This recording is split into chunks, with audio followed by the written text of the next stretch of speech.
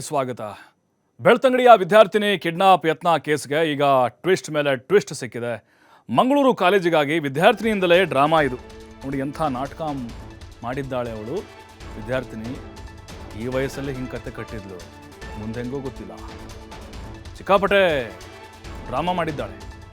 ದಕ್ಷಿಣ ಕನ್ನಡದ ಬೆಳ್ತಂಗಡಿಯಲ್ಲಿ ಕಿಡ್ನಾಪ್ ಯತ್ನ ಕೇಸ್ ನಡೆದಿತ್ತು. ಕಿಡ್ನಾಪ್ ಆಗಿಲ್ಲ ರೀ, ಅಲ್ಲಿ ನಾಟಕ ಮಾಡಿದ್ದಾಳೆ ಅವಳು. ಮಂಗಳೂರಿನ ಕಾಲೇಜಿಗೆ ಸೇರಿಸ್ಬಿಡ್ತಾರೆ ಅನ್ನುವಂಥ ನಿಟ್ಟಿನಲ್ಲಿ ಪ್ಲ್ಯಾನ್ ಮಾಡಿದ್ಲಂತೆ. ಆಕೆಗೆ ಇಷ್ಟ ಇರಲಿಲ್ಲ. ಬ್ಲೇಡ್ನಲ್ಲಿ ಸಣ್ಣದಾಗಿ ಇವಳೆ ಕುಯ್ಕೊಂಡಿದ್ದಾಳೆ ಕೈನ. ಆಮೇಲೆ ನಾಟಕ, ಕಿಡ್ನಾಪ್ನ ಮಾಡೋಕ್ಕೆ ಬಂದಿದ್ರು ಅಂತೇಳಿ ಕೇಸ್ ಕೂಡ ಆಗಿತ್ತು. ಇಡೀ ದಿನ ನಮ್ಮ ಪೊಲೀಸರು, ಬೆಳ್ತಂಗಡಿ ಪೊಲೀಸರು ಹುಡುಕಿದ್ದು. ಮನೆಯಲ್ಲೇ ಪುಸ್ತಕಗಳನ್ನು ಸುಟ್ಟು ಹಾಕಿದ್ಲಂತೆ ಇವಳು ವಿದ್ಯಾರ್ಥಿನಿ. ಬಳಿಕ ಬ್ಯಾಗನ್ನು ದಾರಿಲಿ ಬಿಸಾಕಿ ಬಂದಿದ್ಲು.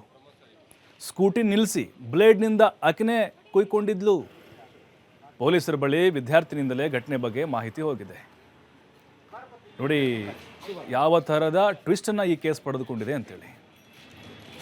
ಮತ್ತಷ್ಟು ಮಾಹಿತಿ ನಮ್ಮ ಪ್ರತಿನಿಧಿ ಆದಿತ್ಯ ನೀಡ್ತಾರೆ. ಆದಿತ್ಯ, ಎಲ್ಲರೂ ಭಾಳ ಸೀರಿಯಸ್ ಆಗಿ ತೆಗೆದುಕೊಂಡಿದ್ರು ಆಕೆ ಕಟ್ಟಿರುವಂಥ ಕಥೆಯನ್ನು ಕೇಳಿ. ಬಟ್ ಈಗ ಆಕೆ ಅಸಲಿ ಮುಖ ಗೊತ್ತಾಗಿದೆ. ಯಾಕೆ ಅವಳು ಕಾಲೇಜಿಗೆ ಇಷ್ಟ ಇರಲಿಲ್ವಾ ಮಂಗಳೂರಿಗೆ ಹೋಗಲಿಕ್ಕೆ ಅನ್ನುವಂಥದ್ದು.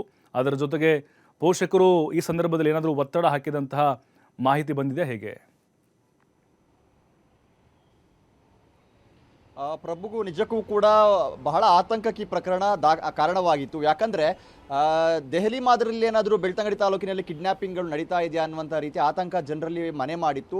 ಪ್ರಮುಖವಾಗಿ ಶಾಲಾ ಕಾಲೇಜುಗಳಿಗೆ ವಿದ್ಯಾರ್ಥಿನಿಗಳನ್ನು ಕಳಿಸುವಂಥ ಪೋಷಕರು ಕೂಡ ಆತಂಕಕ್ಕೀಡಾಗಿದ್ದರು. ಮತ್ತು ದಕ್ಷಿಣ ಕನ್ನಡ ಜಿಲ್ಲಾ ಪೊಲೀಸ್ ಅಧಿಕಾರಿಗಳು ಕೂಡ ಯಾಕೆ ಬೆಳ್ತಂಗಡಿ ಪೊಲೀಸ್ ಠಾಣಾ ವ್ಯಾಪ್ತಿಯಲ್ಲಿ ಈ ಥರ ವಿಲಕ್ಷಣ ಘಟನೆಗಳು ನಡೀತಾ ಇದೆ ಅನ್ನುವಂಥ ರೀತಿಯಲ್ಲಿ ತಲೆಕೆಡಿಸಿಕೊಂಡಿದ್ರು. ಹಿರಿಯ ಅಧಿಕಾರಿಗಳಿಂದ ಹಿಡಿದು ಸ್ಥಳೀಯ ಶಾಸಕರು ಕೂಡ ಆಸ್ಪತ್ರೆಗೆ ದೌಡಾಯಿಸಿ ಆ ವಿದ್ಯಾರ್ಥಿನಿಯ ಯೋಗಕ್ಷೇಮವನ್ನೆಲ್ಲ ವಿಚಾರಿಸಿದ್ರು. ಈ ಸಂದರ್ಭದಲ್ಲಿ ಕೂಡ ಆ ವಿದ್ಯಾರ್ಥಿನಿ ಅದನ್ನೇ ಹೇಳ್ತಾ ಇದ್ಲು. 3 ಜನ ಮುಸುಕುದಾರಿಗಳು ಬಂದರು, ನನ್ನ ಮೇಲೆ ಅಟ್ಯಾಕ್ ಮಾಡಿದ್ರು, ನನ್ನನ್ನು ಕಿಡ್ನ್ಯಾಪ್ ಮಾಡೋದಕ್ಕೆ ಪ್ರಯತ್ನ ಪಟ್ಟರು. ಈ ವೇಳೆ ನಾನು ಕೂಗಾಟ ಮಾಡಿದೆ. ಈ ಸಂದರ್ಭ ನನ್ನ ಕೈಗೆ ಚಾಕುವಿನಿಂದ ಇರಿದಿದ್ರು, ನಾನು ತಪ್ಪಿಸಿಕೊಂಡೆ ಅನ್ನುವಂಥ ರೀತಿಯಲ್ಲೆಲ್ಲ ಹೇಳಿಕೆಯನ್ನು ಕೊಟ್ಟಿದ್ಲು. ಬಳಿಕ ಅಬ್ಬುಸಾಲಿ ಅನ್ನುವಂಥ ವ್ಯಕ್ತಿ ಕೂಡ ಒಂದು ಅರ್ಥದಲ್ಲಿ ಪ್ರತ್ಯಕ್ಷದರ್ಶಿಯ ರೀತಿಯಲ್ಲೇ ಅವರು ಹೇಳಿಕೆಯನ್ನು ಕೊಟ್ಟಿದ್ದು ಪ್ರಕರಣ ನಿಜ ಅನ್ನೋದಕ್ಕೆ ಒಂದಿಷ್ಟು ಪುಷ್ಟಿಯನ್ನು ಕೂಡ ನೀಡಿತ್ತು. ಆದರೆ ನಿರಂತರ ವಿಚಾರಣೆ ಅಂದರೆ ಪೊಲೀಸರು ಏನು ಮಾಡಿದ್ರು ಅಂದರೆ ಪ್ರಮುಖವಾಗಿ CC ಕ್ಯಾಮ್ರಾ ವಿಜುವಲ್ಗಳನ್ನು ಎಲ್ಲ ಪರಿಶೀಲನೆ ಮಾಡಿದ ಸಂದರ್ಭದಲ್ಲೂ ಕೂಡ ಇಂಥ ಯಾವುದೇ ಕುರುಹುಗಳು ಅವರಿಗೆ ಪತ್ತೆ ಆಗಲಿಲ್ಲ. ಮತ್ತು ಆಕೆಗೆ ಆಗಿರುವಂಥ ಗಾಯ ಅಂದರೆ ಆ ಮೆಡಿಕಲ್ ರಿಪೋರ್ಟ್ ಏನು ಹೇಳ್ತಾ ಇದೆ ಅಂದರೆ ತಾನೇ ಸ್ವಯಂ ಆಗಿ ಆಕೆಯೇ ಮಾಡಿಕೊಂಡ ಗಾಯ ಅನ್ನುವಂಥದ್ದನ್ನು ಆ ಮೆಡಿಕಲ್ ರಿಪೋರ್ಟ್ ಕೂಡ ತೋರಿಸಿಕೊಟ್ಟಿತ್ತು. ಹಾಗಾಗಿ ಬಹಳ ನಯವಾಗಿ ನಾಜೂಕಾಗಿ ಆಕೆಯನ್ನು ಅವರು ವಿಚಾರಣೆ ಮಾಡಿದ ಸಂದರ್ಭ ಆಕೆ ಎಲ್ಲವನ್ನ ಕೂಡ ಬಾಯಿ ಬಿಟ್ಟಿದ್ದಾಳೆ. ಇದು ಕಟ್ಟುಕತೆ ಅನ್ನೋದನ್ನು ಅವಳು ಒಪ್ಪಿಕೊಂಡಿದ್ದಾಳೆ. ನಾನೇ ಮಾಡಿದಂಥ ಒಂದು ಪ್ರಹಸನ ಇದು. ಯಾಕಂದರೆ ನನಗೆ ಬೆಳ್ತಂಗಡಿಯ ಒಂದು ಕಾಲೇಜಿಗೆ ಹೋಗೋದಕ್ಕೆ ಇಷ್ಟ ಇರಲಿಲ್ಲ, ಮಂಗಳೂರು ನಗರದ ಒಂದು ಕಾಲೇಜಿಗೆ ಹೋಗಬೇಕು ಅನ್ನುವಂಥ ಆಸೆ ಇತ್ತು. ಆದರೆ ನನ್ನ ಪೋಷಕರು ಇದು ಯಾವುದಕ್ಕೂ ಕೂಡ ಒಪ್ಪಿಗೆಯನ್ನು ನೀಡ್ತಾ ಇರಲಿಲ್ಲ.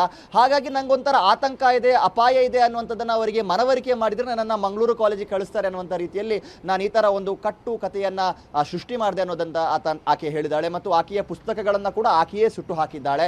ಸ್ಕೂಟಿಯನ್ನು ಆಕೆಯೇ ಮಗುಚಿ ಹಾಕಿ ಆಕೆಯೇ ಬ್ಲೇಡ್ನಿಂದ ಕೈಯನ್ನು ಗೀರಿಕೊಂಡು ಈ ಥರ ಒಂದು ಹೈಡ್ರಾಮವನ್ನು ಸದ್ಯ ಸೃಷ್ಟಿ ಮಾಡಿರೋದು.